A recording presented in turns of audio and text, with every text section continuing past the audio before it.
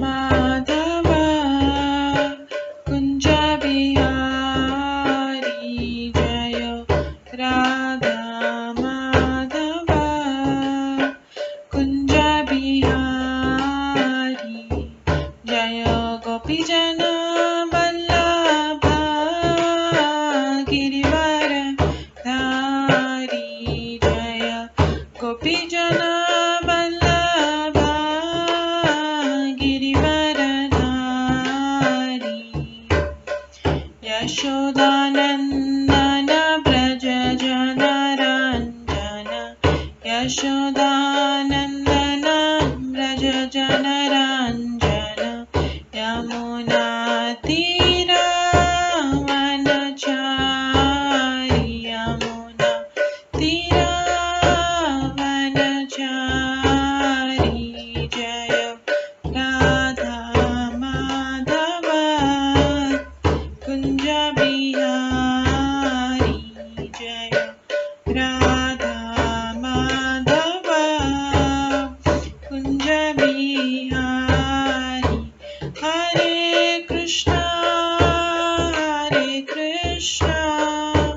कृष्णा कृष्णा हरे हरे हरे राम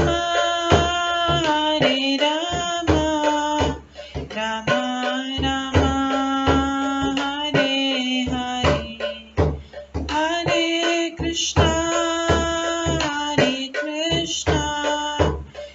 कृष्णा कृष्णा हरे हरे हरे राम राम राम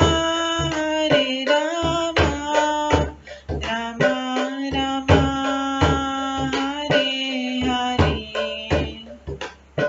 हरे कृष्णा कृष्णा कृष्णा हरे हरे हरे राम राम राम हरे हरे हरे कृष्णा कृष्णा कृष्णा हरे हरे हरे राम राम राम हरे हरे हरे कृष्णा कृष्णा कृष्णा हरे हरे हरे राम राम राम हरे हरे हरे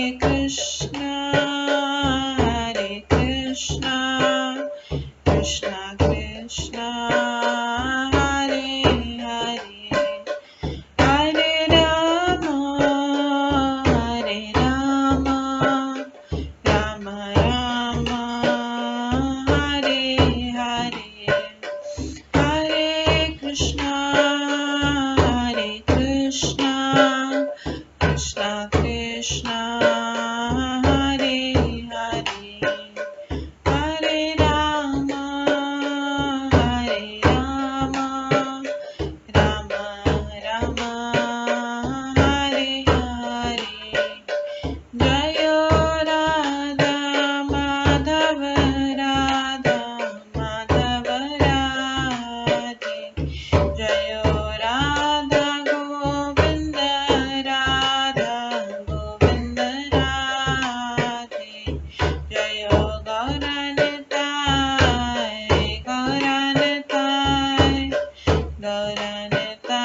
जय गौरनताय जय जय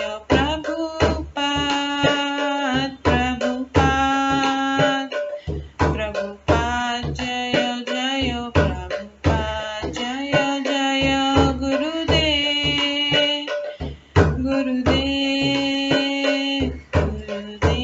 जय जय गुरुदेव नित्य गौर हरि बोल नित्य गौर हरि बोल गौर प्रेमानंदे हरि हरि बोल। हरे कृष्णा। आज की इस क्लास में सभी भक्तों का स्वागत है। हम मंगलाचरण से स्टार्ट करेंगे। ओम अज्ञानतिमिरन्धस्य ज्ञानाञ्जनशलाकया चक्षुरुन्मिलितं येन तस्मै श्री गुरुवे नमः। श्री चैतन्य मनोभीष्टं स्थापितं येन भूतले स्वयं रूप कदा मह्यं ददाति स्वपदान्तिकम्। वन्देऽहं श्रीगुरो श्रीयुतपदकमलं श्रीगुरुं वैष्णवांश्च श्रीरूपं साग्रजातं सहगण रघुनाथान्वितं तं सजीवम् साद्वैतं सावधूतं परिजनसहितं कृष्णचैतन्यदेवं श्रीराधाकृष्णपादान् सहगण ललिता श्रीविशाखान्वितांश्च नमो विष्णुपदाय कृष्णपृष्ठाय भूतले श्रीमते भक्तिवेदान्त स्वामिन्निति नामिने। नमस्ते सरस्वती देवे गौरवाणी प्रचारिणे निर्विशेषा शून्यवादी पाश्चात्यदेशतारिणे वाञ्छाकल्पतरुभ्यश्च कृपा सिन्धुभ्येव च पतितानां पावनेभ्यो वैष्णवेभ्यो नमो नमः। जय श्री कृष्ण चैतन्य प्रभु नित्यानंद श्री अद्वैत गदाधर शिवासादि गौर भक्तवृंद। हरे कृष्णा कृष्णा कृष्णा हरे हरे, हरे राम राम राम हरे हरे। ओम नमो भगवते वासुदेवाय। ओम नमो भगवते वासुदेवाय। ओम नमो भगवते वासुदेवाय। नारायणं नमस्कृत्य नरं चैव नरोत्तमं देवीं सरस्वतीं व्यासं ततो जयमुदीरयेत्। नष्टप्रायेषु भद्रेषु नित्यं भागवत सेवया भगवते उत्तम श्लोके भक्तिर्भवति नैष्ठिकी। कृष्णाय वासुदेवाय देवकी नंदनाय च नन्दगोपकुमाराय गोविन्दाय नमो नमः। सर्ववेदान्तसारमे श्रीभागवतम् इष्यते तद्रसामृतात् नान्यत्र स्याद्रति क्वचित्। आराध्यो भगवान् ब्रजेश तनयस्तनधाम वृन्दावन रम्या काचिदुपासना व्रजवधूवर्गेण या कल्पिता। श्रीमद्भागवतं प्रमाणम् अमलं प्रेम कुमार्थमः श्रीचैतन्य महाप्रभुमतम् इदं तत्रादरो न परम्। मूकं करोति वाचालं पङ्गुलङ्घयते गिरिं यत्कृपातमहं वन्दे परमानन्दमाधवम्। हरे कृष्णा।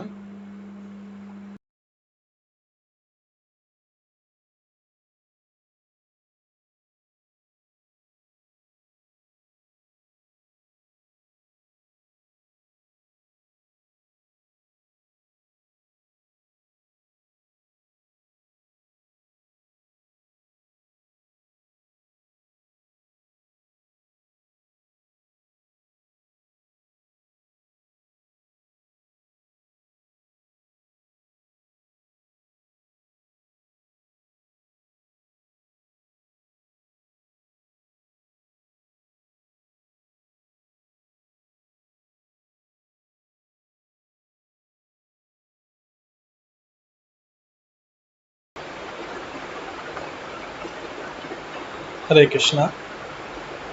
आज की इस क्लास में सभी भक्तों का स्वागत है।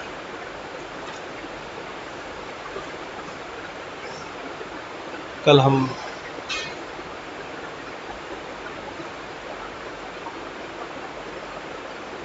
भगवान की कृष्ण की बाल लीलाओं में बकासुर वध की लीला का हमने श्रवण किया।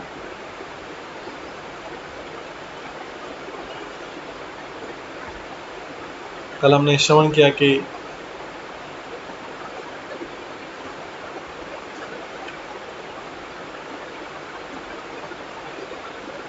कंस के जो भी असुर थे, मृत्यु के कारण रूप जो असुरगण थे अत्यंत भयावने थे, किंतु इस बालक कृष्ण को नहीं मार सके। चूंकि निर्दोष बालकों को मारने आए थे, इसलिए जो ही वे उनके निकट पहुंचते त्यों ही मारे जाते। जिस तरह अग्नि पर आक्रमण करने वाले पतंगे मारे जाते।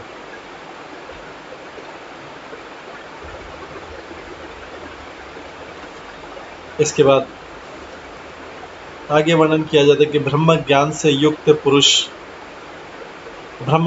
पुरुषों के शब्द कभी भी झूठे नहीं निकलते। ब्रह्म ज्ञान से युक्त पुरुषों के शब्द कभी झूठे नहीं निकलते हैं। बड़े आश्चर्य की बात है, क्योंकि गर्ग मुनि ने जो भविष्यवाणी की थी उसे ही हम विस्तार से अनुभव कर रहे हैं। ये नंद महाराज ने सोचा, और इस तरह नंद समेत सारे ग्वालों को कृष्ण तथा बलराम की लीलाओं संबंधी कथाओं में बड़ा ही दिव्य आनंद आया और उन्हें भौतिक कष्टों का पता नहीं लगा। तो ग्वाल बाल सखाओं ने तो स्वयं लीलाएं देखी, लेकिन नंद बाबा जो घर पे बड़े वृद्ध ग्वाल बाल थे और जो गोपियां थी, उन्होंने सुना और उन्हें बड़ा आनंद आया। उन्हें अपने भौतिक कष्टों का पता नहीं लगा।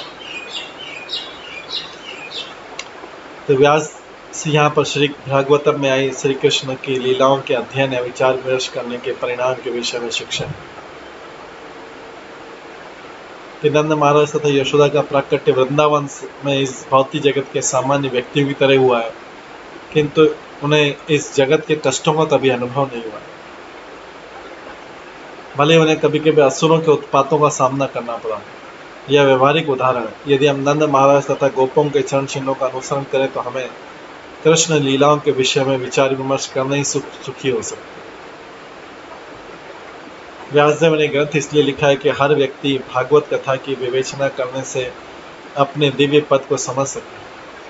आज भी श्रीमद् भागवतम का अनुसरण करके प्रत्येक व्यक्ति कहीं रहकर भी भौतिक कष्टों से मुक्त हो सकता है। उसके लिए किसी प्रकार की तपस्या करने की आवश्यकता नहीं है, क्योंकि इस युग में तपस्या करना अत्यंत कठिन है। इसलिए चैतन्य महाप्रभु ने कहा, सर्वात्म सनपम परम विजयते श्री कृष्ण संकीर्तन। हम अपने कृष्ण भावनामत आंदोलन द्वारा भागवतम का वितरण करने में लगे हैं, जिससे संसार के किसी भी कोने में रहने वाले व्यक्ति कृष्ण की लीलाओं के विषय में कीर्तन एवं श्रवण करके कृष्ण भावनामत आंदोलन में समा सके तथा समस्त भौतिक तापों से मुक्त हो सके।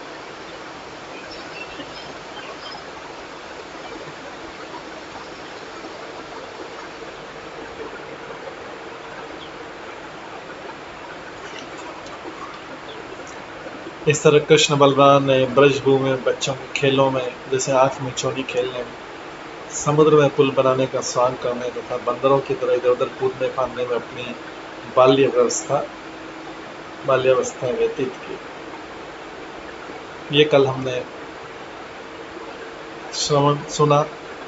श्रवण किया। ये लीला जो है कृष्ण के वृंदावन में शिफ्ट होने के बाद हुई। कि गोकुल में असुरों का उत्पात था, इसलिए गोकुल में छोड़ के आए, लेकिन वृंदावन में भी ये चल रहा था।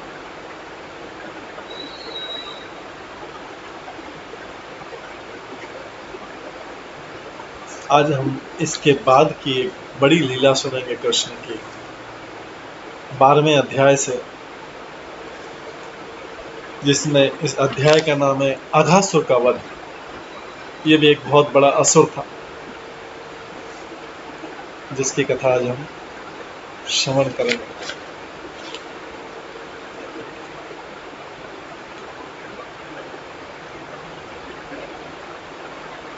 अघासुर का वध।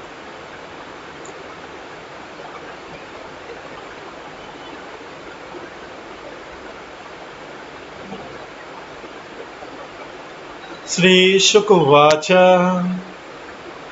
क्वचित् त्वनाशाय मनद्धत ब्रजात क्वचित्वनाशाय मनधत व्रजात प्रातः समुत्थाय वयस्य वत्सपान प्रबोधयन् शं रमेण चारुणा विनेन गतः वत्स्फुरसरा हरि। सुखदेव गोस्वामी ने कहा, हे राजन, एक दिन कृष्ण ने जंगल में विहार करते हुए कलेवा करना चाहा, नाश्ता करना चाहा। सोचा कि जंगल में जाके नाश्ता करेंगे। उन्होंने बड़े सुबह उठकर सींग का बिगुल बजाया और मधुर आवाज से ग्वाल बालों तथा बछड़ों को जगाया। फिर कृष्ण तथा सारे बालक अपने अपने बछड़ों के समूह को आगे कर ब्रज भूमि से जंगल की ओर चल पड़े।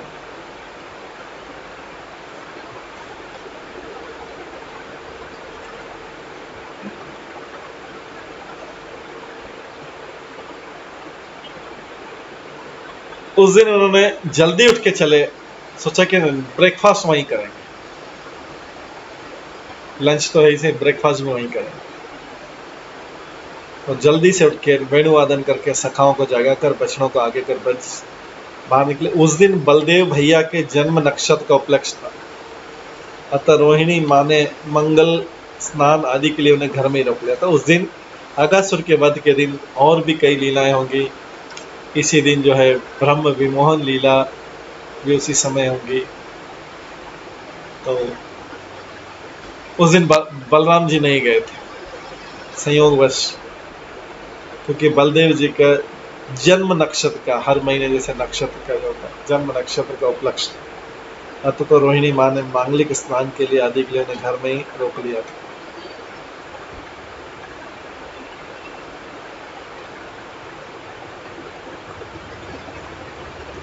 आगे, तेनेव साकं प्रथुका सहस्रश स्निग्धा सुशिक्वेत्र विषाणमेण स्वांसान् सहस्र उपरि संख्यान्वितान् वत्सान् पुरःकृत विनिरयो मुदा। उस समय लाखों ग्वाल बाल ब्रज भूमि में अपने अपने घरों से बाहर आ गए और अपने साथ के लाखों बछड़ों की टोलियों को अपने आगे करके कृष्ण से आ मिले। वे बालक अति सुंदर थे, उनके पास कलेवा की पोटली, बिगुल, वंशी तथा बछड़ा चराने की लाठियां भी। बड़े सुबह आ गए थे उस दिन, कृष्ण की कई लीलाएं होने वाली थी।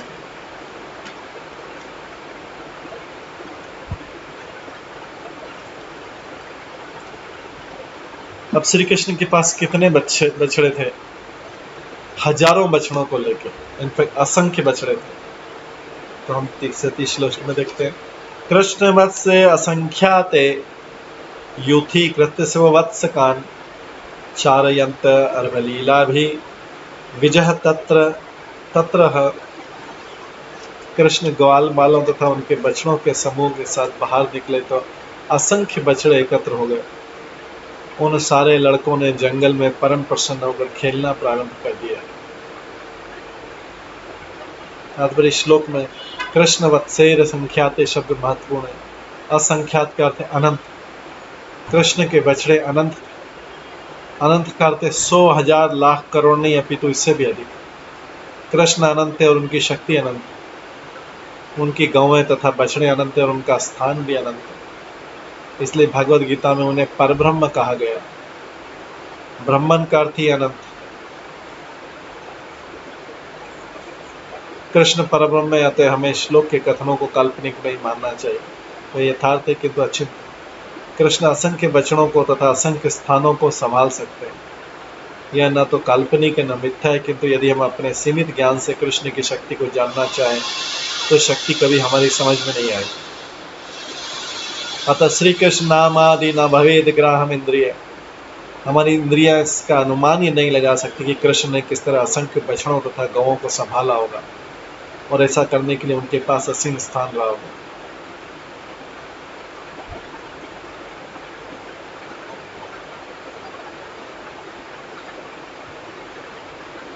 कितने हैं? इसका उत्तर बृहद भागवतमृत में मिलता है। कृष्ण ने किस तरह असंख्य वैष्णव तथा गांवों को संभाला होगा और ऐसा करने के बाद उनके पास असीम स्थान रहा होगा। इसका उत्तर बृहद भागवतमृत में मिलता है। एवं प्रभो प्रियाणाम च धामनश्च समस्य अभिचिंत्य प्रभावत्वाद अत्र किंचित दुर्घटम। श्री सनातन गोस्वामी ने बृहद भागवत अमृत में बतलाया कि कृष्ण विषयक हर वस्तु असीम, उनके लिए कुछ भी असंभव नहीं। हमें इसी परिप्रेक्ष्य में श्लोक को समझना चाहिए।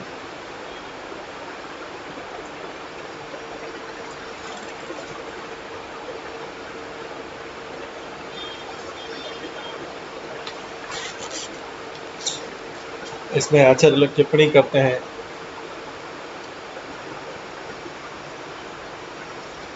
कृष्ण अनगिनत बछड़ों के साथ अपने अपने परार्ध संख्यक बछड़ों को अलग अलग झुंडों में लेकर सभी ग्वाल बाल वन में गोचारण करते हुए स्थान स्थान पर बाल लीला करने लगे। यदि कोई ऐसा कहे कि 16 कोष वृंदावन में,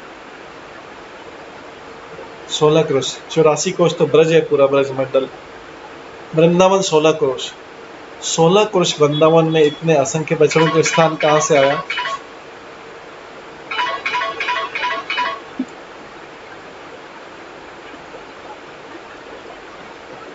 इसके उत्तर में कहते हैं कि श्री कृष्ण के विग्रह की भांति उनका धाम भी अचिंत शक्ति के कारण परमाणु में विभू, परिमाण में विभू है। विभू मतलब होता है बड़ा। अणु और विभू, परमाणु और विभू एक दूसरे के विपरीत होते हैं। उस वृंदावन के एक वन के केवल एक भाग में, उस वृंदावन के वन के केवल एक भाग में, इस वृंदावन के वन में 500 करोड़ योजन विस्तार वाले अरबों अरबों ब्रह्मांड अवस्थित।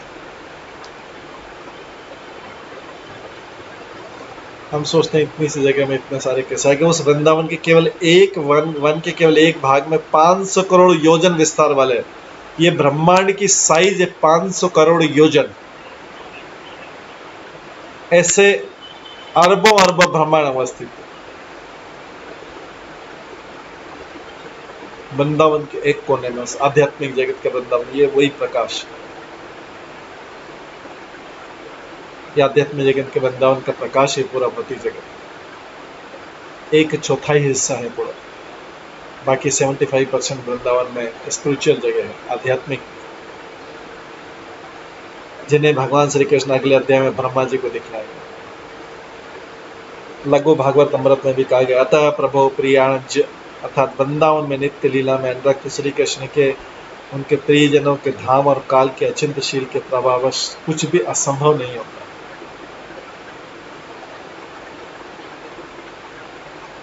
अभी जब सब बालक जा रहे थे तो माताओं ने क्या किया?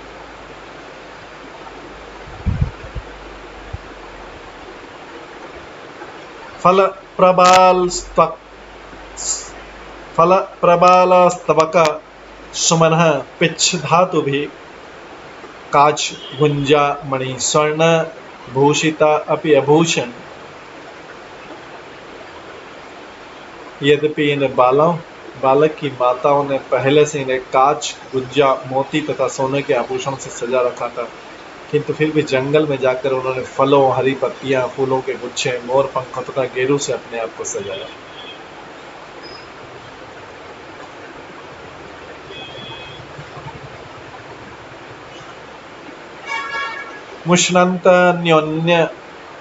मुष्णन्तन्योन्य शिक्यादीन ज्ञातान आरात चिक्षिपु तदत्रया च पुनः दूरात हस्तन च पुनः ददु। सारे ग्वाल बाल एक दूसरे की कलेवे की पटली चुराने लगे।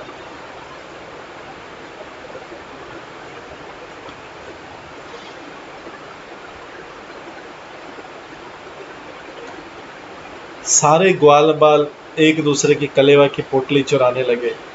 जब कोई बालक जान जाता कि उसकी पोटली चुरा ली गई तो दूसरे लड़के उसे दूर फेंक देते और वहां खड़े बालक उसको उठा के फिर होके दूर फेंक देते। जब पोटली का मालिक निराश हो जाता तो दूसरे बालक हंस पड़ते, और जब पोटली का मालिक जो ग्वाल बाल है वो रो देता तो उसकी पोटली वापस, उसका जो जिसमें उसका कलेवा रखा होता, सभी कपड़े की पोटली में बांधते। आधुनिक युग जैसे टिफिन बॉक्स नहीं थे।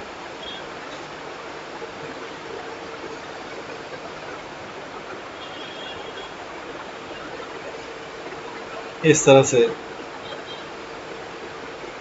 उनकी माताओं के द्वारा उनकी पोटली बांधी गई थी कलेवा की ब्रेकफास्ट। ग्वाल वाले एक दूसरे के छींके, लकुटी, बंशी आदि भी चुरा लेते थे। जैसे उसके पास कोई आता कि इसके पास है तो वो आगे दूर फेंक देता, फिर वो उसके पास भागता, वो आगे दूर फेंक देता। इस तरह वो बालक उदास हो जाता, जब रोने लगता तो ग्वाल वाला हंसते और उसकी वस्तु को लौटा देते थे। इस तरह से खेलने का पूरा आनंद लेते थे। चाहे पोटली में ले जाते थे लेकिन फिर भी उसमें आनंद लेते थे।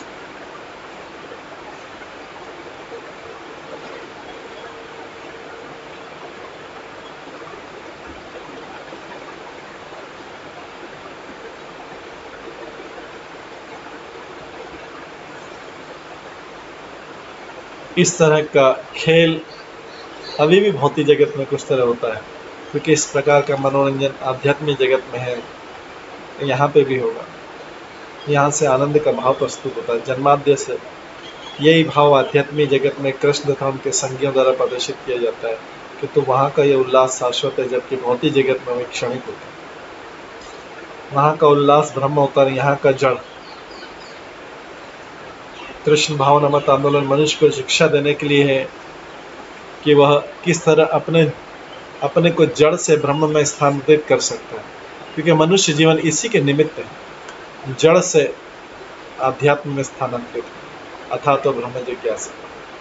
कृष्ण हमें शिक्षा देने के लिए अवतरित होते हैं कि हम किस तरह आध्यात्मिक जगत में उनके साथ आध्यात्मिक पद पर आनंद पा सकते हैं। वे न केवल आते हैं अपितु तो वृंदावन में लीलाएं प्रदर्शन करते हैं और लोगों को आध्यात्मिक भोग के प्रति आकर्षित करते हैं।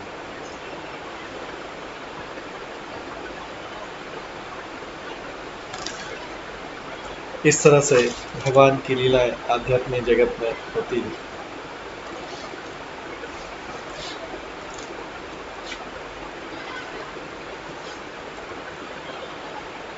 अब देखिए कैसे रखते थे जो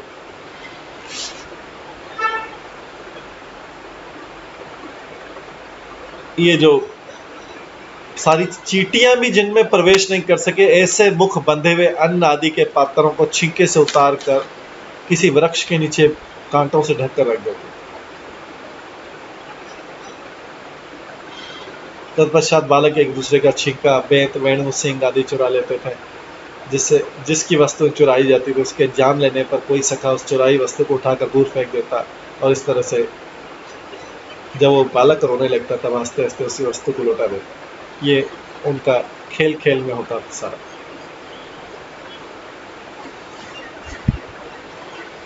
यदि दूरम गतः कृष्णो वन शोभेक्षणाय तमः अहम पूर्वमिति संस्पृश्य रे मेरे।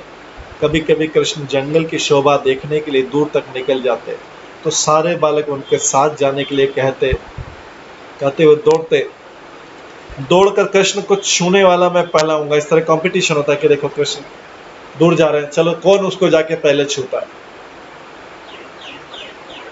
इस तरह उनको आनंद आता, कृष्ण को सबसे पहले छूने वाला मैं होऊंगा, मैं कृष्ण को सबसे पहले छूंगा। इस तरह कृष्ण को बारंबार छू कर जीवन का आनंद लेते थे।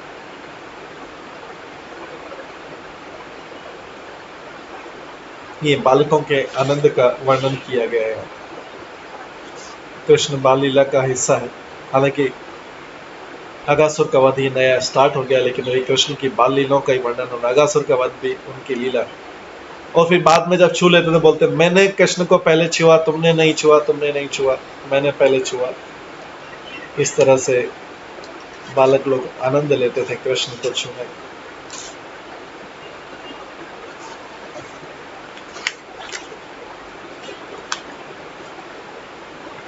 आगे है 5 श्लोक एक साथ है, जिसमें केचित् वेणुर्वादयन्त भानन्त श्रृंगाणि केचन केचित् भृंगे प्रगायन्तः पूजन्तः कोकुले परे विच्छायाभि प्रधावन्तः गच्छन्तः साधु हंस के बके उपविशन्तः च नृत्यन्तः च कलापिभिः विकर्षन्तः कीशबालान् आरोहन्तः च ते द्रुमान् विकुर्वन्तः च ते साकं प्लवन्तः च पलाशिषु। साकंभे के विलगंत सरितं स्रव संपुलता विहसन्तः प्रतीक्षाया शपन्त च प्रतिस्वना इत्थं सतां ब्रह्मसुख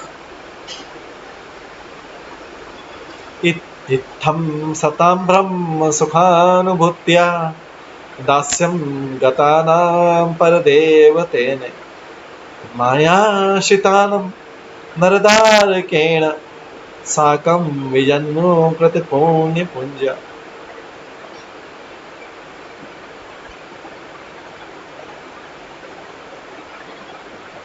सारे बालक भिन्न भिन्न कार्यों में व्यस्त थे। कुछ अपनी बांसुरियां बजा रहे थे, कुछ सींग का बिगुल बजा रहे थे, कुछ भौरों की गुंजार की नकल तो अन्य बालक कोयल की कोकू की नकल कर रहे थे। कुछ बालक उड़ती चिड़ियों की भूमि पर पड़ने वाली परछाइयों के पीछे दौड़कर उनकी नकल कर रहे। चिड़िया ऊपर से उड़ रही, उनके नीचे उनकी परछाई दौड़ रही, परछाई के पीछे दौड़ते थे बालक, इतना आनंद लेते थे।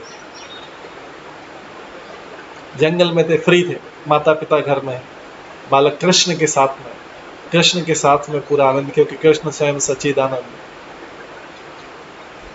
वास्तव में आत्मा सच्चिदानंद है, सारे आत्माएं सच्चिदानंद। वास्तव में आत्मा आनंद लेने के लिए ही है, आत्मा आनंद लेने के लिए ही है।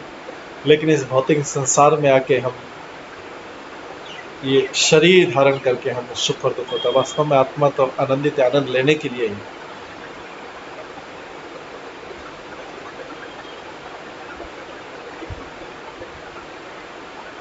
कुछ बालक उड़ती चिड़ियों की भूमि पर पड़ने वाली परछाइयों के पीछे दौड़कर उनकी नकल करे, तो कुछ हंसों की सुंदर गति तथा उनकी आकर्षक मुद्राओं की नकल उतारे। कुछ चुपचाप बगुलों के पास बैठ गए थे बालक, और अन्य बालक मोरों के नाच की नकल करने लगे। असंख्य इतने सारे ग्वाल बाल और बछड़े, असंख्य बछड़े। कुछ बालकों ने वृक्षों के बंदर को आकृष्ट किया। ये सब खेल कर रहे थे वहां पर। कुछ इन बंदरों की नकल करते एक पेड़ से दूसरे के पेड़ पे कूदने लगे जैसे बंदर कूदते।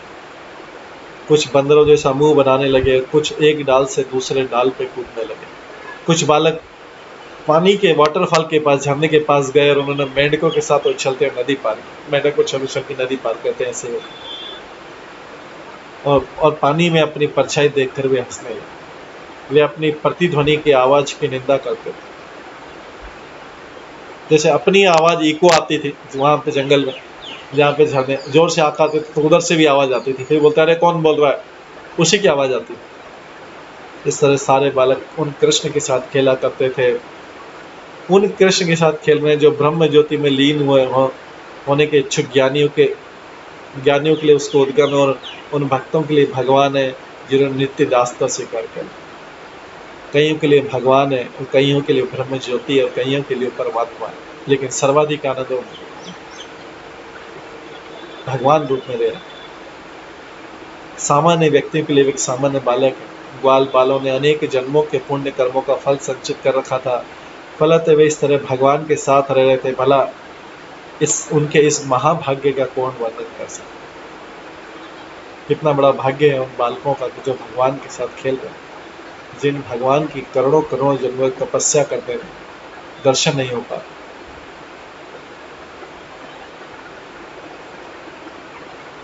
तात्पर्य प्रभुपाद बताते हैं, श्री रूप गोस्वामी ने संस्तुति की है।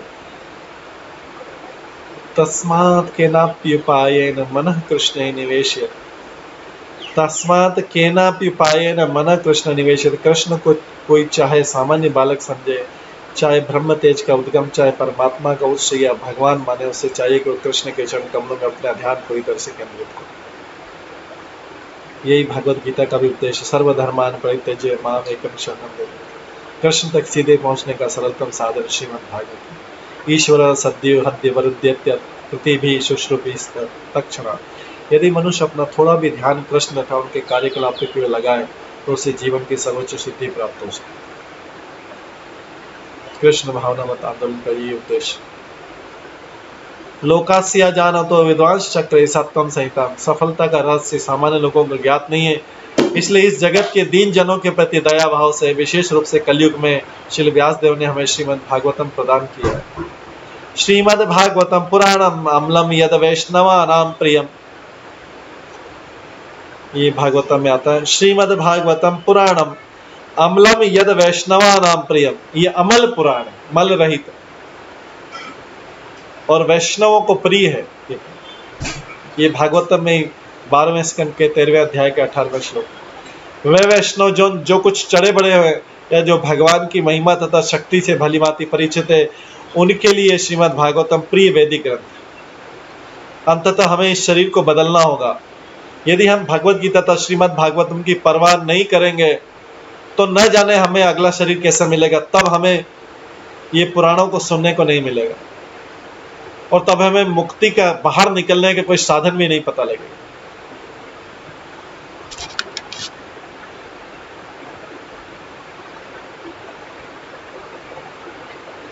किंतु जो व्यक्ति इन दोनों ग्रंथों पर, भागवतम और भगवत गीता पर अटल रहता है, उसे अगले जीवन में अवश्य कृष्ण की संगति प्राप्त होगी। त्यक्ता देह पुनर्जन्म नेति मामिति अर्जुना। अतः सारे विश्व में श्रीमद् भागवतम का वितरण धर्मज्ञों, दार्शनिकों, अध्यात्मवादियों तथा योगियों, यहाँ तक कि आम जनता के लिए भी करना एक महानतम कल्याणकारी। अभी हम देखते हैं कि अगले महीने से भाद्र पूर्णिमा भी शुरू हो रही, उसमें भी भागवतम के ग्रंथ, भाद्र महीना भी शुरू, उसमें जिसकी अष्टमी में जन्माष्टमी होती, भाद्र, श्रावण के बाद भाद्र आता है। तो यहाँ पे सारे विश्व में श्रीमद् भागवतम का वितरण धर्मज्ञों, दार्शनिकों, आध्यात्मवादी तथा योगी, यहाँ तक कि आम जनता के लिए एक महान कल्याणकारी। योगी नाम अपनी सर्वेशम जन्म लाभ पर पुंसा मनते नारायण स्मृति।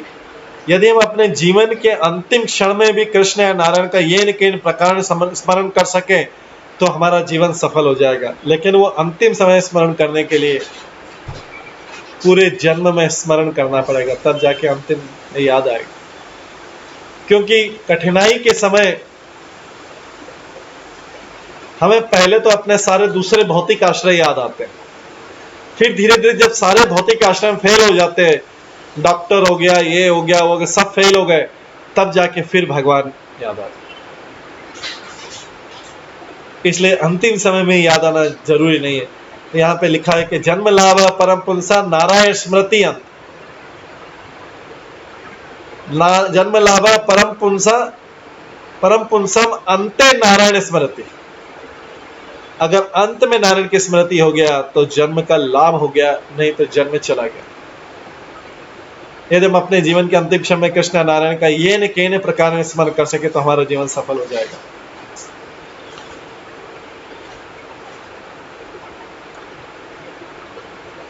तो हम देखते हैं कि बालक जैसा सौभाग्यशाली कौन है जो कृष्ण के साथ खेल रहे हैं, इतना आनंद ले रहे हैं।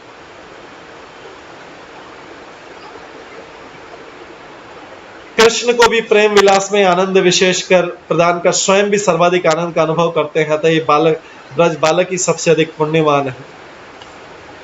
इस विषय में अधिक किया जाए, यहाँ पर सखाओं के लिए भी कहा गया कि उन्होंने बहुत बहुत पुण्य अर्जित के लिए, ये केवल लौकिक रीति के अनुसार ही कहा गया। वास्तव में समस्त ज्ञानी और भक्तों से भी अत्यंत श्रेष्ठ नित्य सिद्ध ब्रज बालकों के सौभाग्य का कारण कोई प्राचीन पुण्य नहीं हो सकते हैं।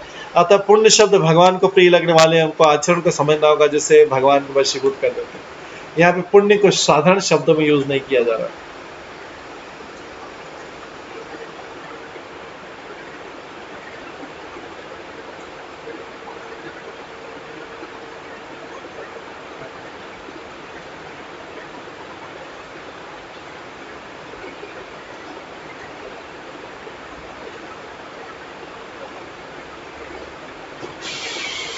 ज्ञानी लोग केवल ब्रह्म के रूप में श्री कृष्ण का अनुभव कर सकते हैं, किंतु उनके लिए परब्रह्म श्री कृष्ण के साथ खेलना, विहार करना संभव नहीं है। जो भक्त गौरव बुद्धि से कृष्ण का भजन करते हैं, उन्हें भी कृष्ण के साथ विहार करने की योग्यता नहीं है। कर्मियों को ब्रह्मानुभव नहीं है तथा प्रीति के अभाव से उनका भजन साधन नहीं है, अतः वे श्री कृष्ण के साथ कैसे विहार कर सकते हैं। परंतु अत्यधिक सौभाग्यशाली गोप कुमार विहार के द्वारा अपने आनंद में परिपूर्ण रहने वाले कृष्ण को आनंद देते और स्वयं भी आनंद प्राप्त करते हैं।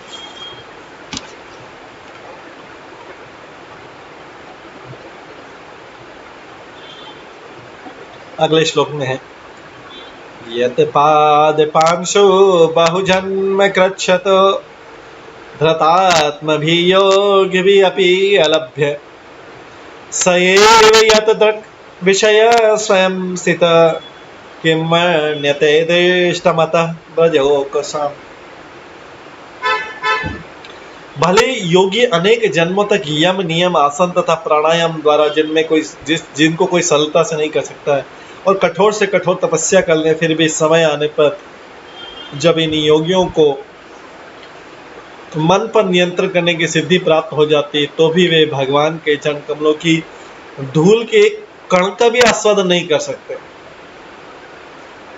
तो भला ब्रजभूमि वृंदावन के निवासियों के महाभाग्य के विषय में क्या कहा जाए, जिनके साथ साथ साक्षात भगवान रहे और जिन्होंने उनका प्रत्यक्ष दर्शन किया। तात्पर्य बोलते हैं हम वृंदावन वासियों के महाभाग्य का केवल अनुमान लगा सकते हैं, यह वर्णन कर पाना असंभव कि किस तरह अनेक जन्मों के पुण्य कर्मों के परिणाम स्वरूप वे इतने भाग्यशाली बन सकते।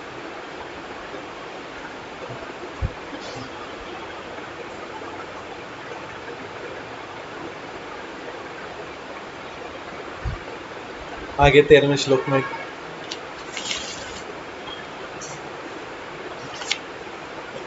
में कहा गया है,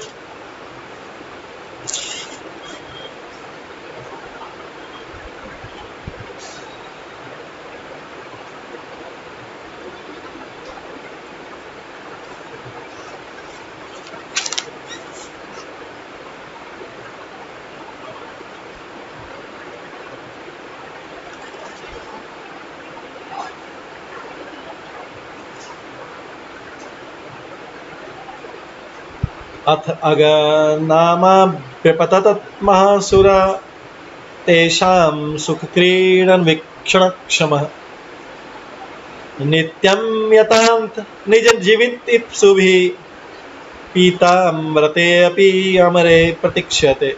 हे राजा परीक्षित, तत्पश्चात ये सब चल रहा था। वहां पे क्या चल रहा था? गोप बालक आनंद के साथ खेल रहे थे। वे श्री कृष्ण में ब्रह्म बुद्धि या ईश्वर बुद्धि नहीं करते थे और कृष्ण की अवज्ञा भी नहीं करते थे। वैसे अपने स्वाभाविक प्रेम के कारण कृष्ण को अपने प्राणों से अधिक प्रिय मानते थे। कृष्ण का उनमें नेचुरल लव, कृष्ण में उनका नेचुरल प्रेम था, स्वाभाविक प्रेम। वो प्रेम किसी साधन से, किसी स्वार्थ से युक्त नहीं था, किसी चीज से प्रेरित नहीं था कि हम इनको भगवान मानेंगे, हम इनके साथ घूमेंगे, हम इनके साथ रहेंगे तो हमें ये चीज मिलेगी और ये चीज नहीं मिलेगी तो फिर निराशा होगी। गोप बालक नित्य सिद्ध सख्य प्रेमवान, नित्य सिद्ध सख्य प्रेमवान। और ऐसा भी नहीं कि अगर भगवान नहीं मानते तो अवज्ञा करते, नहीं। वे विविध प्रकार के क्रीड़ा विहार आदि के द्वारा उनके श्री कृष्ण के आनंद वर्धन के लिए प्रयत्नशील रहते थे। उनकी इस प्रेम दृष्टि में श्री कृष्ण का सच्चिदानंद स्वरूप या अपरिसीम ऐश्वर्य प्रकाश नहीं होता। और कहीं पे अगर श्री कृष्ण का ऐश्वर्य प्रकट भी हो जाए तब भी उन बालकों का प्रेम न तो संकुचित होता, नहीं उनके भाव में परिवर्तन आता है। वे अपनी विशुद्ध प्रेम दृष्टि से श्री कृष्ण का माधुरी ग्रहण कर आत्मा विभोर रहते थे। उनके जैसा सौभाग्य प्राप्त कर किसी दूसरे के लिए संभव नहीं, क्योंकि उनका नित्य सीधे निर्मल प्रेम जगत में अतुलनीय है। कृष्ण भी इस प्रेम के अधीन होकर विविध प्रकार की भक्त वात्सल्यमय लीलाओं को प्रकट करते हैं। योगी, ज्ञानी, कर्मी, तपस्वी आदि साधकगण जितनी भी तीव्र साधनाएं पुण्य संचय कर लें, परंतु गोप बालक जिस संपत्ति के अधिकारी हैं उसके बिंदु मात्र का भी स्पर्श करने का अधिकार उन्हें प्राप्त नहीं है या उसकी कल्पना करने का भी उनमें सामर्थ्य नहीं। तो जब ये बालक वहां खेल रहे थे, 13वें श्लोक में आता है, वहीं पे एक विशाल असुर प्रकट हुआ जिसका नाम अघासुर।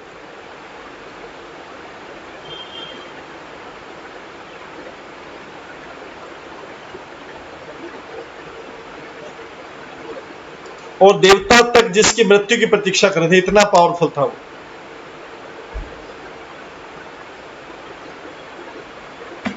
देवता तक उसकी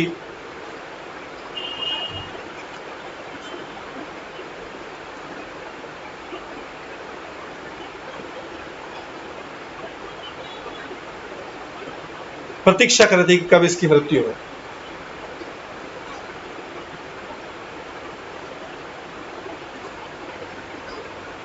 यद्यपि देवता प्रतिदिन अमृत पान करते थे, फिर भी वे इस महान असुर से डरते थे।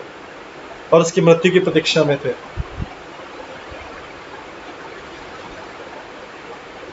वह उस जंगल में ग्वाल बालों द्वारा मनाए जा रहे दिव्य आनंद को सहन नहीं कर सका,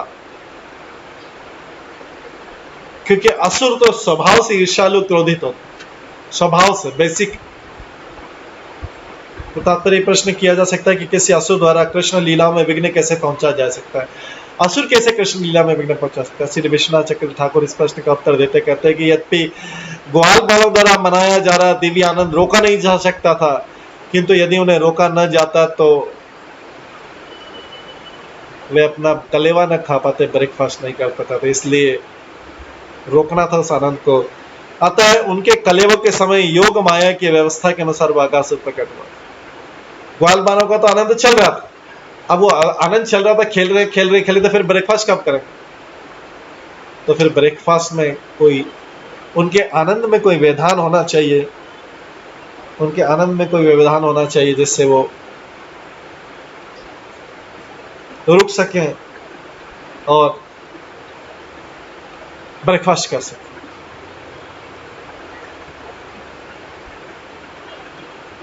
तो उसी समय वो आकासुर प्रकट हुआ। थोड़ी देर के लिए उन्होंने अपना क्रीड़ाएं छोड़कर पहले आकासुर को मारेंगे और अपना ब्रेकफास्ट भी करेंगे। आनंद तो परिवर्तन से आता है। ग्वाल बाल लगातार खेलते रहे, फिर रुक जाते, तब दूसरी प्रकार का आनंद बनाते। इसलिए प्रतिदिन एक असुर आता था, उनकी क्रीड़ाओं में बाधा डालता था, तब वो असुर मारा जाता और बच्चे फिर से अपनी दिव्य लीलाओं में लग जाते थे।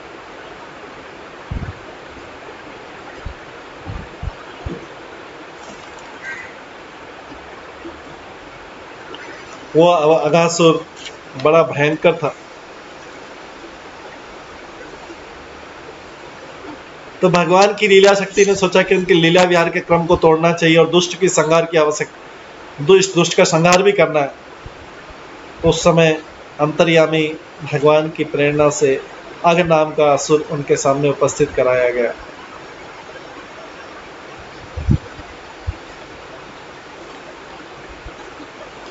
लेकिन सरप्राइज है कि देवतागण अमृत पान करते होने पर भी मृत्यु के भय से अपनी प्राण रक्षा की अभिलाषा से अघासुर की मृत्यु की प्रतीक्षा करते रहे।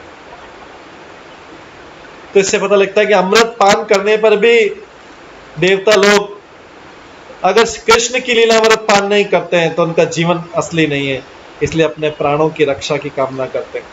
ये भौतिक अमृत प्राप्त किया, उसका क्या फायदा? अगर कृष्ण लीला अमृत प्राप्त कर लेते, कृष्ण लीला अमृत का पान कर लेते, कृष्ण लीला अमृत का पान कर लेंगे तो फिर डर नहीं लगेगा। लेकिन अभी स्वर्ग वाला अमृत का पान कर रहे। तो जीवन की सार्थकता अमृत पान में नहीं बल्कि भगवान की लीलाओं के स्मरण में।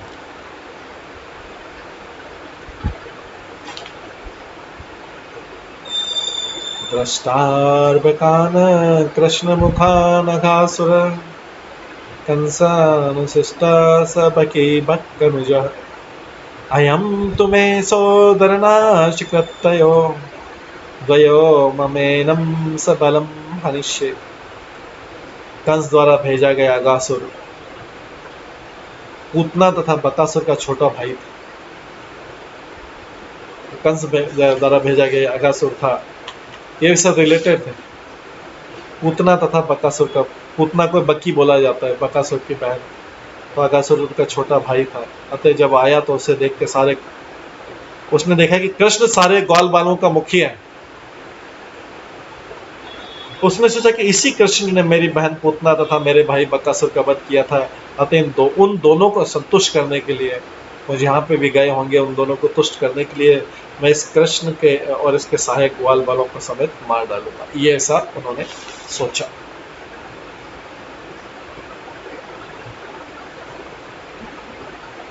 हनिष्य, इनको जान से मार डाला। तो उसने क्या किया? कैसे मारूंगा मैं?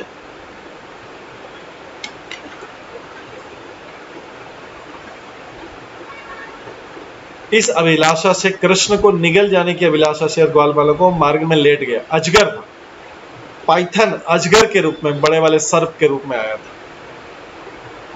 तो मैं इस तरह से अपने दोनों भाई और बहन बकासुर और पूतना का मैं पुण्य पिंड दान करूंगा इसको कृष्ण को निगल के, और इस इच्छा से वो आया था।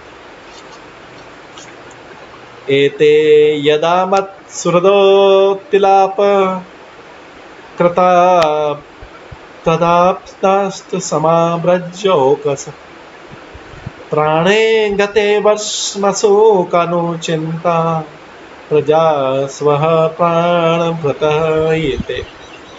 आकाशुर ने सोचा कि यदि मैं किसी तरह कृष्ण तथा उनके संगियों को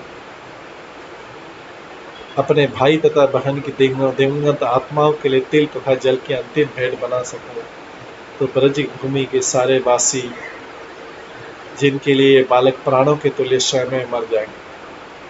पहले उन्होंने सोचा कि मैं कृष्ण उनके संगियों को अपने भाई तथा बहन की दिवंगत आत्माओं के लिए तिल तथा जल की अंतिम भेंट,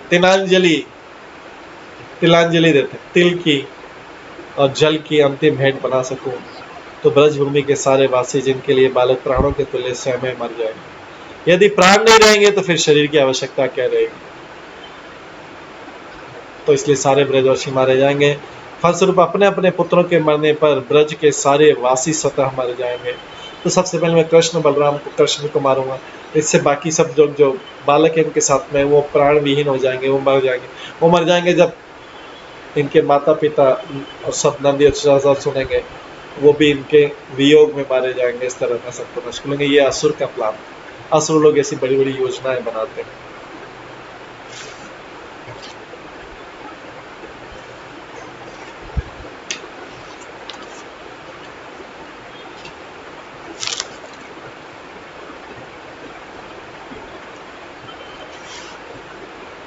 क्योंकि जीवन लोक में संतान ही प्राणों के समान होती है, अतः इन प्राण स्वरूप संतानों का विनाश होने पर उनके विरह में देह रूप ब्रजवासी अपने आप मारे जाएंगे।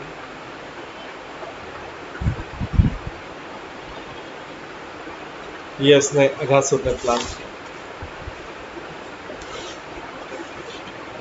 इति व्यवस्य जगरं बृहत्पपु सयोजन्नायां महाद्रिपीविरम् धृत्वाद्भुतं गुहारणं तदा पथि व्यशेत ग्रासनाशय खल।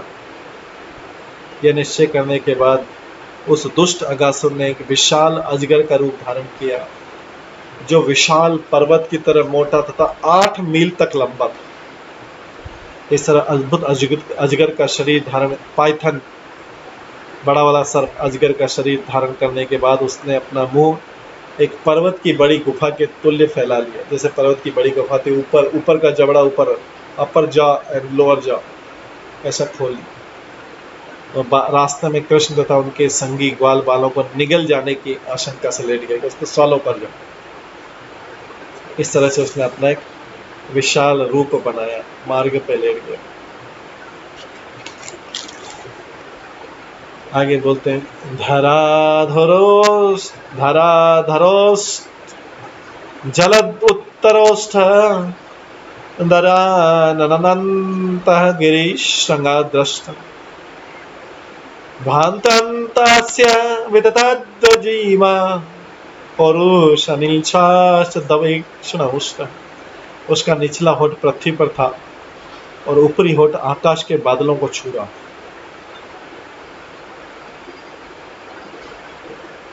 उनका निचला होठ पृथ्वी पर था और ऊपरी होठ आकाश के बादलों को छू रहा था। उसके मुख की बगले पर्वत की विशाल गुफाओं के समान थी, जो आर्म पिट्स। उसके मुख की बगले पर्वत की विशाल गुफाओं के समान थी और मुख का मध्य भाग अत्यंत अंधकारमय था, अंदर गुफा के समान था, मुंह खोला। उसकी जीभ चौमार्ग की तरह हाईवे थी, हाईवे पे जैसे आता है उसकी जो मुख है, ऐसा लग रहा था पर्वत, क्योंकि उसका ऊपरी जा ऊपर था, नीचे जा नीचे था, किसी को पता नहीं लग रहा था और ऐसा लग रहा था ये हाईवे है। उसकी जीभ जो टंग है वो जीभ ऐसे हाईवे जैसी लगी। उसकी श्वास गर्म हवा जैसी थी, अंदर जो श्वास बाहर निकलती गर्म हवा जैसी, और उसकी आंखें आग की लपटों जैसी जल रही।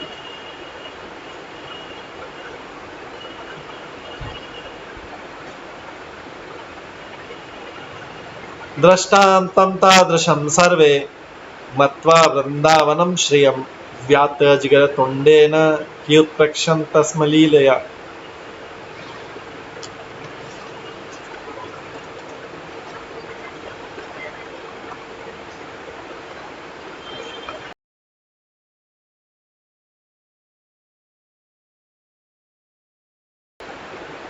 इस असुर का अद्भुत रूप विशाल अजगर के समान था। इसे देखकर बालकों ने सोचा कि हो न यह वृंदावन का कोई रम्य स्थल है, ये कोई पिकनिक स्पॉट है।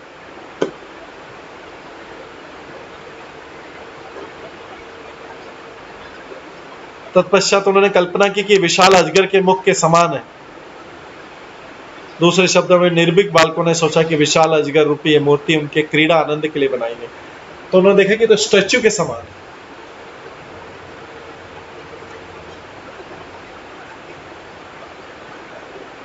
उन्होंने देखा कि तो कोई मूर्ति के समान है और ये उनके खेलने के लिए बनाई, क्योंकि वो हिल डुल नहीं रहा था अजगर। इतना विशाल मोर 8 माइल लंबा। इस दृश्य देखकर कुछ बालकों ने सोचा कि ये तो सचमुच अजगर है, वहां से भागने लगे। किंतु कुछ ने बोला क्यों भाग रहे, हो सकता अजगर, कोई अजगर यहाँ रह सके। ये गुफा तो, ये तो खेलने का रमणीक स्थान हुआ, उसका मुख जो है अंदर, ये सब खेलने का स्थान है। सबों ने ऐसी कल्पना की।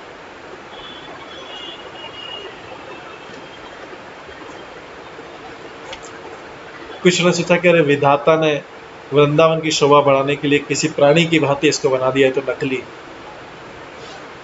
देखने में तो अजगर के विशाल मुख के समान ही दिखता है। इस प्रकार निश्चय करके वे महासर्प के खुले होठों के समान उसको उपमा देने लगे। आगे बोला जा रहा है, अहो अहो मित्राणि गदत सत्कूटम पुरस्थितम अस्मत् संग्रसनम व्यात व्याल तुंडा यते नव। बालकों ने कहा, मित्र ये क्या मृत या सचमुच जीवित अजगर है, जिसने हम सबको निगलने के लिए अपना मुंह फैला रखा है। इस संदेह को दूर करो ना।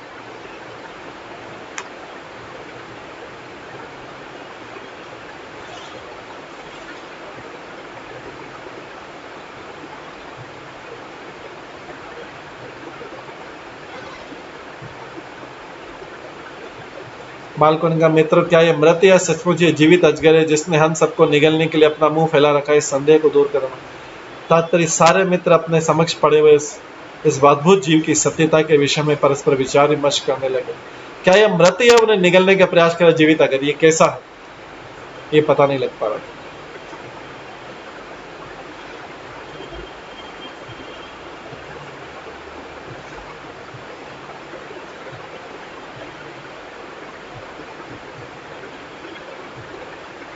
सबको आश्चर्य हो रहा था सच में।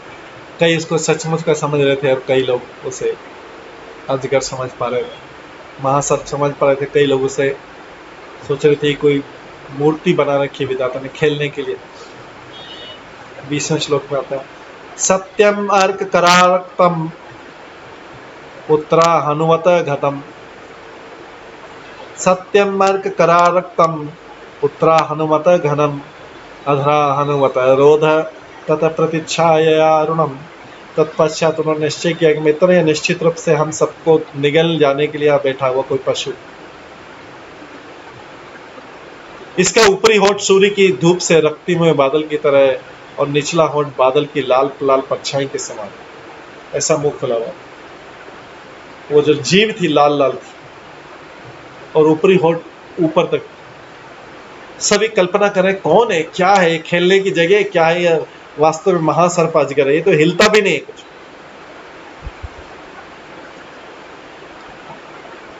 कहीं ये इसने कोई अजगर ने हमारे खाने के लिए तो मुंह तो नहीं फाड़ रखा है।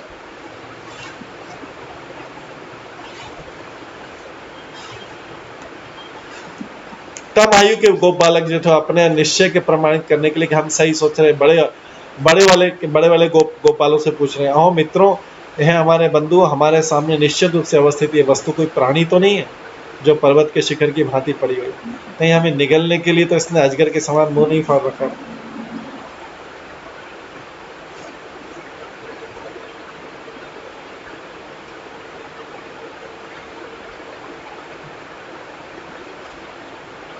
प्रतिस्पर्धतेषु सुकृभ्याम सभ्ये असभ्ये नगाद्रे तुंग श्रृंगा आलयपि एता तंत्र दृष्टा भी च पश्यत। बाएं तथा दाएं दो गड्ढे जैसे पर्वत दिखाई दिखे।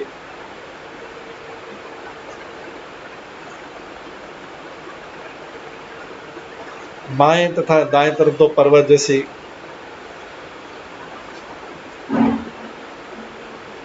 गिरी कंदरा जो उसके जबड़ों के समान लग रही, जॉस। और ये पर्वत की ऊंची चोटियां उसके तीक्ष्ण दाढ़ के समान, विजडम टीथ, बड़ी बड़ी पर्वत। और जो कंदरा है, कंदरा मतलब गुफा है, वो जबड़ों के समान।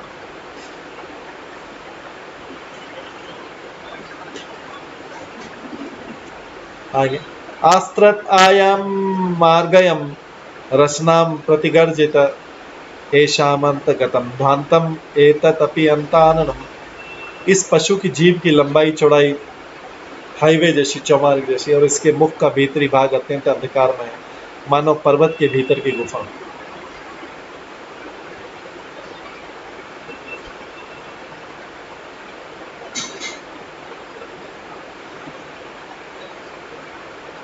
इस आगासुर को देख के आश्चर्य हो रहा था। पशु की जीभ की लंबाई चौड़ाई चौमार्ग जैसी, उसके मुख का भीतरी भाग अत्यंत अंधकार में, मानव पर्वत के भीतर की गुफा।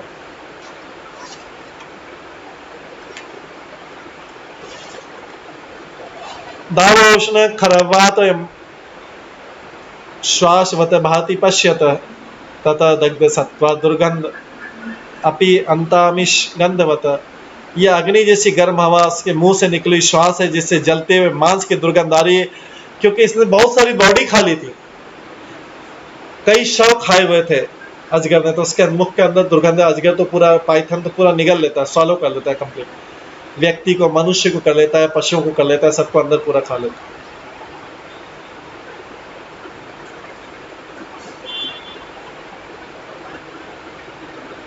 इस तरह से सब बालक उस आनंद ले रहे हैं, ये कौन है, क्या है।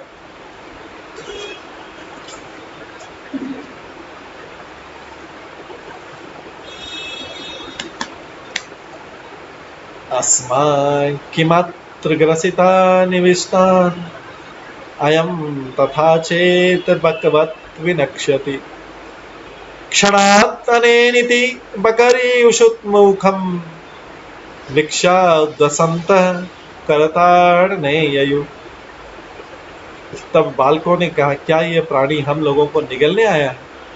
और यदि वह निगलेगा तो तुरंत ही बकासुर की भांति मार डाला जाएगा।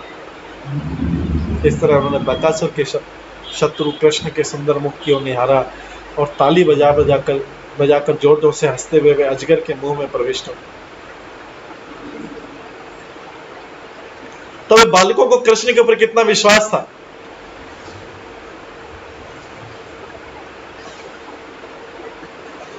बालकों ने, क्या ये प्राणी हम लोगों को निगलने आया? अरे चलो इसके अंदर चलते हैं, उसके मुंह के अंदर चलते हैं, यदि निकलेगा तो ये भी बकासुर की भांति मारा जाएगा। इस तरह उन्होंने बकासुर के शत्रु कृष्ण के सुंदर मुख की तरफ निहारा और ताली बजाकर जोर जोर से हंसते हुए अजगर के मुंह में चले गए। क्योंकि अजगर शो नहीं था कि वो अजगर है या खेलने के लिए कोई बना रखा है कुछ। कृष्ण दूसरी पार थे, दूर थे कृष्ण,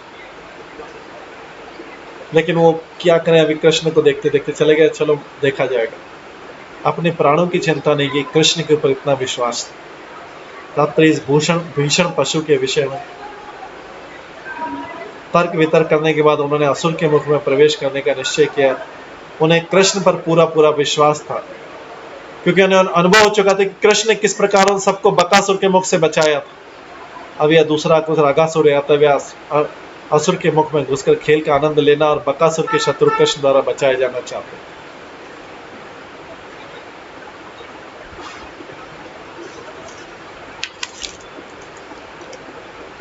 ये कृष्ण पर उनका विश्वास।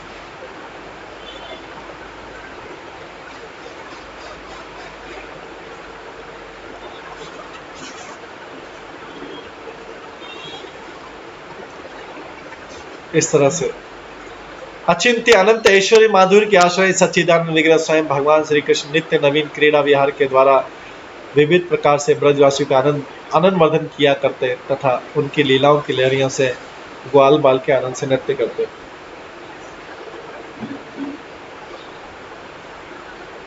इसी के कारण एक्चुअली उनका कृष्ण के ऊपर इतना विश्वास था बालकों का, और यही कारण था कि आनंद लीला विग्रह ब्रजराज नंदन के नित्य लीला क्षेत्र श्री वृंदावन के समीप ही मथुरा के राज सिंहासन में बैठकर मथुरा मंडल का राजा बहिर्मुख शिरोमणि कंस निरत्न असहनीय विषाद और उद्वेग के साथ अपना जीवन व्यतीत कर रहा था कि जिसको बेचता हूँ, कंस सोचता मैं जिसको बेचता हूँ उसको ही मार दो। वह ब्रजराज नंदन की विभिन्न प्रकार की लीलाओं की बात लोगों के मुख से सुनता रहता था। ब्रजराज नंदन, ब्रजराज मतलब नंद, नंद नंद, इसलिए उस असहनीय अंतर्ज्वाला में जलता हुआ बार बार उस पूर्व शत्रु का चिंतन करता रहता था कि क्या मेरा पूर्व शत्रु विष्णु जो है, पूर्व जन्म का शत्रु, ब्रजराज नंदन के घर में छिपकर ब्रज में क्रीड़ा तो नहीं कर रहा है, खेल तो नहीं रहा है, जो बालक खेल रहा है यही तो नहीं है मारने, क्या समय आने पर मुझे मार तो नहीं डालेगा। उसके जन्म के पश्चात मैंने उसको मार डालने के लिए पूतना को भेजा, शक्टासुर को भेजा, तृणामत को भेजा, वत्सासुर को भेजा, बकासुर को भेजा, आदि अनेक असुरों भज में, परंतु हाय कोई भी वहां से लौट के ही नहीं आया, वे सभी मारे गए। तो क्या मेरे जीवन का अंतिम क्षण आने वाला है क्या? मेरा उन महापराक्रमी असुरों के प्रताप से स्वर्ग के देवता भी कांपते थे, किंतु इस साधारण बालक के सामने उन सबका पराक्रम भरा रहेगा। ये निश्चित मेरा पूर्व शत्रु विष्णु है, कंस बार बार सोचता रहता था।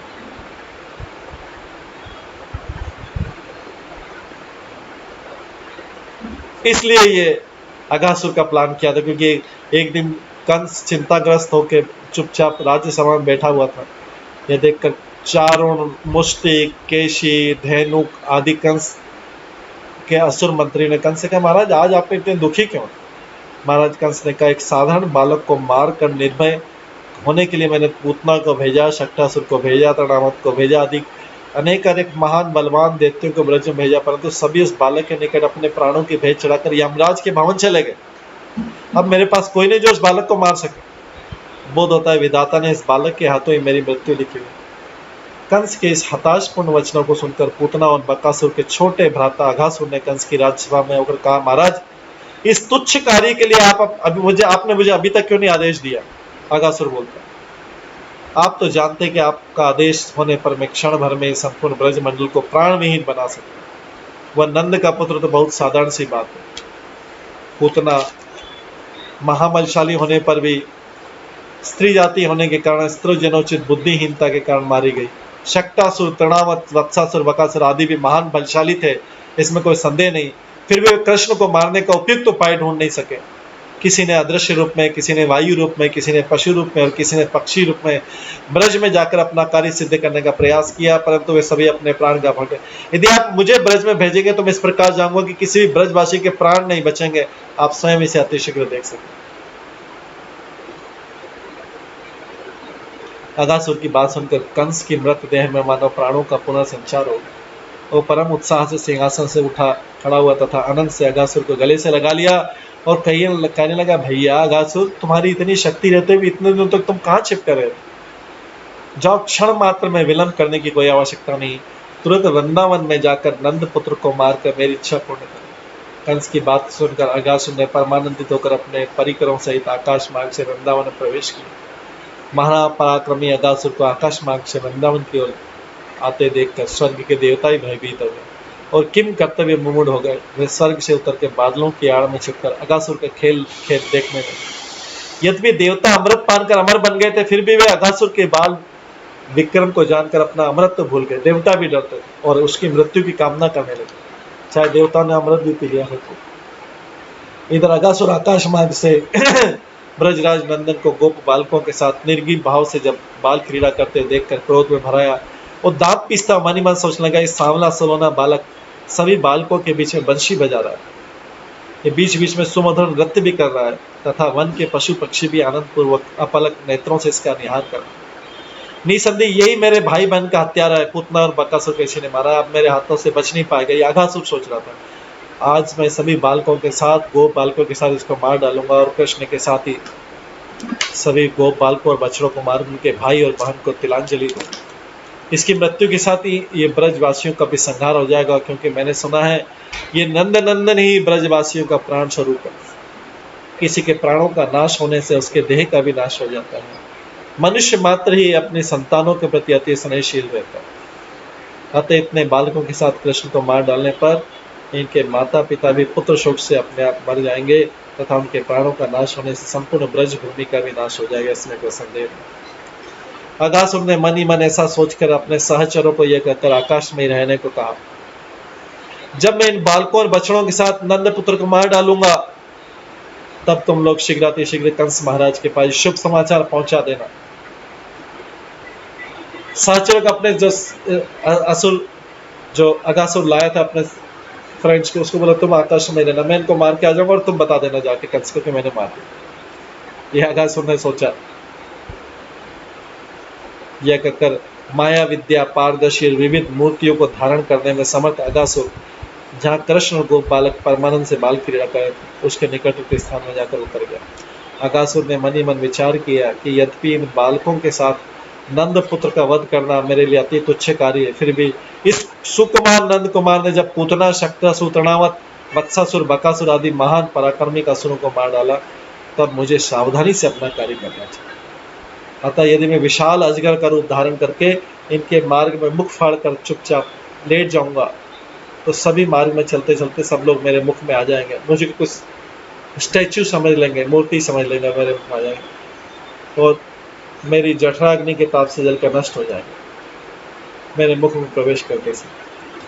यह विचार कर मायावी खल स्वभाव वाला अगासुर एक योजन लंबे मतलब 8 माइल लंबे विशाल पर्वत की भांति अजगर का रूप धारण कर कृष्ण और गोप बालकों के मार्ग में मुंह खोलकर निश्चल भाव से गए।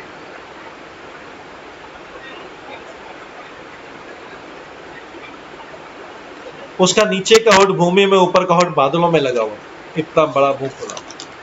उसकी दाढ़ें जो विजडम टीथ पर्वत की चोटियों की भांति है, मुख किसी पर्वत की विशाल गुफा के समान प्रतीत हो रहा। उसकी लंबी जीवा इस प्रकार फैली थी जैसे मार्ग में कोई गलीचा बिछाए, कारपेट बिछा दिया हाईवे। उसकी श्वास ऐसी चल रही थी मानो जोरों से गर्म आंधी चल रही है एवं उसके दहकते हुए नेत्र दावानल के समान जल रहे। वहां से कुछ दूरी पर कृष्ण अपने ग्वाल सखाओं के साथ क्रीड़ा रस में मत। कुछ समय बीतने पर कृष्ण की लीला शक्ति की प्रेरणा से ग्वाल बालों के मन में वन भूमि की शोभा देखने की इच्छा प्रकट हुई और कृष्ण को एक क्षण में भी न छोड़ने वाले गोप बालक और बछड़े कृष्ण की लीला शक्ति की प्रेरणा से कृष्ण को पीछे छोड़ दिया और उन्होंने वन में आगे चले गए। दूर चलने पर जब ये अगासुर के पास पहुंचे और सोचने लगे कि वन की शोभा सुंदर में इस अद्भुत गुफा मानो कोई अजगर मुंह फाड़ के पड़ा। वास्तव में अजगर ही था लेकिन वो समझ नहीं पाया। तभी एक ग्वाल ने बोला, भैया यदि हम सभी मिलकर इस अजगर के मुख में प्रवेश करेंगे तो क्या यह अजगर हमें निगल जाएगा क्या? उसकी बात को सुनकर दूसरे बालक ने कहा, यदि इसने हमें निगलने की चेष्टा की तो हमारा फ्रेंड जो कृष्ण है वो हमें बचा लेगा, क्योंकि उसने बकासुर को भी ऐसे चीर के मार दिया। कृष्ण के रहते हुए हमें किस बात का भय? हम कृष्ण के सखा हैं, हमारा कोई क्या कर सकता। ये कहते बालकों ने एक बार कृष्ण की ओर देखा। पीछे थे कृष्ण, दूर थे, और जोर जोर से हंसते हुए ताली बजाते हुए अगासुर के मुख में प्रवेश कर गए और देखते देखते उसके गले में से होकर पेट में चले गए।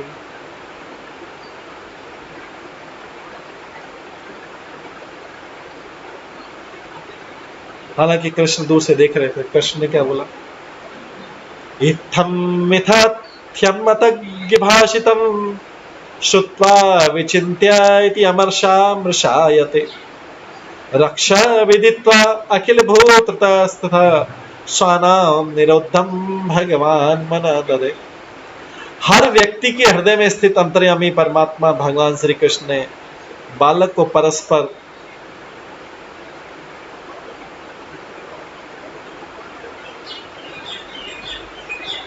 परस्पर नकली अजगर के विषय में बातें करते सुना। वे नहीं जानते थे कि यह वास्तव में अगासुर था जो अजगर के रूप में प्रकट हुआ। ये जानते कृष्ण अपने मित्र को असुर के मुख में प्रवेश करने से रोकना चाहते थे, लेकिन बालक तो अंदर चले गए। तब जब तक कृष्ण बालकों के बारे में सोचेंगे बालक तो अंदर चले।